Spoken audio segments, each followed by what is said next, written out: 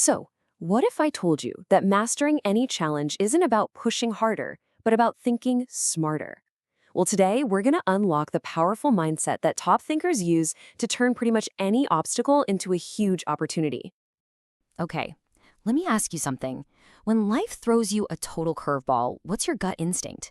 Do you let emotion and that feeling of urgency just grab the wheel?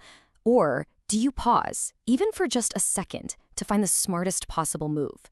That pause, that little moment, that's where strategic power is born. Let's make this super real. Imagine two people get the exact same news. They've lost their job. Person A, they react, they panic, they blast out hundreds of resumes, and they grab the very first offer that comes along. Fast forward a year, they're stuck, they're burned out. Now person B, they strategize, they pause, they take a breath, they assess their long-term goals, and they only apply to roles that actually line up with where they want to go. Months later, they land a better, more fulfilling job. You see? Same event, wildly different outcomes. The only difference was their mindset. All right, so here's our game plan for developing that strategic mindset. First, we'll dig into the huge difference between reacting and responding. Then we'll define the strategic mindset itself. And finally, we'll break it down into three key pillars: clarity, seeing the big picture, and executing with precision. This is the big shift. This is where we stop playing checkers, just reacting to the next immediate move, and we start playing chess. This is where we learn to see the entire board and think 5 steps ahead. It's a fundamental shift in how you approach, everything. So what is strategic thinking, really? When you strip it all down, it's the intentional practice of pausing to think before you act. It's all about being deliberate instead of reactive, anticipating the ripple effects of your actions, and knowing exactly which levers to pull to make the biggest possible impact. Just look at the difference in the internal chatter here. A reactive mind is totally driven by impulse. I'm mad, so I'm going to lash out right now. But a strategic mind, it acknowledges the anger and then asks, okay, how can I deal with this in a way that actually solves the problem for good?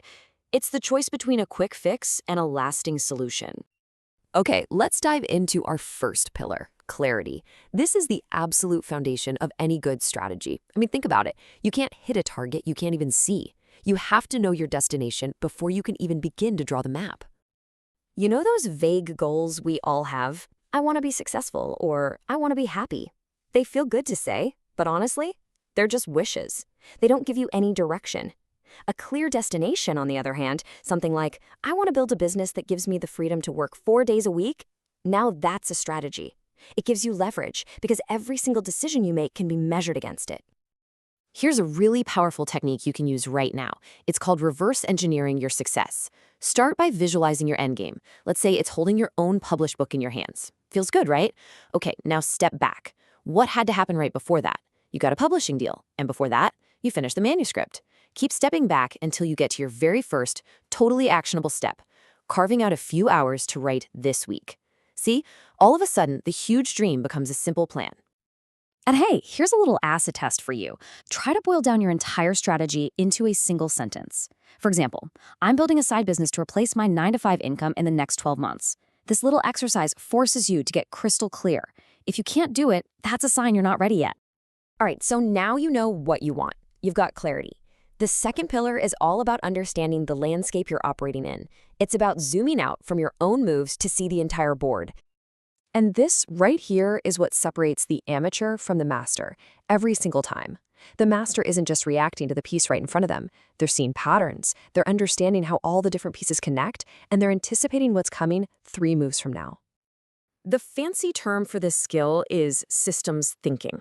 It's just the ability to see the hidden connections between things. Instead of just treating the symptoms of a problem, like constantly putting a bucket under a leak, you look for the root cause. You actually climb up on the roof and fix the hole. It's about seeing the whole forest, not just the individual trees. So how do you actually train your brain to do this? It starts by asking better, bigger questions. Before any major decision, just pause and ask yourself, what are the ripple effects of this choice going to be? Who are all the players involved here and what's driving them? And how does this one move fit into my long game? All right, you've got your destination and you understand the map. The final piece of the puzzle is all about execution. It's about knowing exactly how and, more importantly, when to act for maximum impact. And this is so important. Timing isn't just a detail, it is the very heartbeat of your strategy. You can have the most perfect plan in the world, but if you act too soon, you waste your energy. If you wait too long, you miss the opportunity completely. And that leads us to this really crucial idea: strategic patience. Now, I want to be clear, this isn't passive. It is active waiting. It's not just sitting around doing nothing. It's observing, it's preparing, it's positioning yourself so that when that perfect moment finally arrives, you can act with absolute confidence and power. And that brings us to the beautiful concept of a leverage. You see, strategic thinkers don't just ask, how can I work harder? They ask, where can I apply a tiny amount of effort to create a massive result? Think about the guy who invented the shipping container. He didn't invent a faster ship. He created a simple box that completely standardized the entire logistics industry. That one idea was a lever that transformed global trade. That is pulling the right lever. So, at the end of the day, what we've been talking about, this isn't just a new skill to add to your toolbox. It's way deeper than that. It is a fundamental shift in your identity. You're no longer the person who panics or overreacts or gets swept away by chaos. You are the person who pauses, evaluates, and plays the long game with total purpose. Because here's the bottom line: your mind is without a doubt your most powerful weapon. And once you learn how to master it, there is no challenge you can't outsmart. So the only question left is, what's your next strategic move?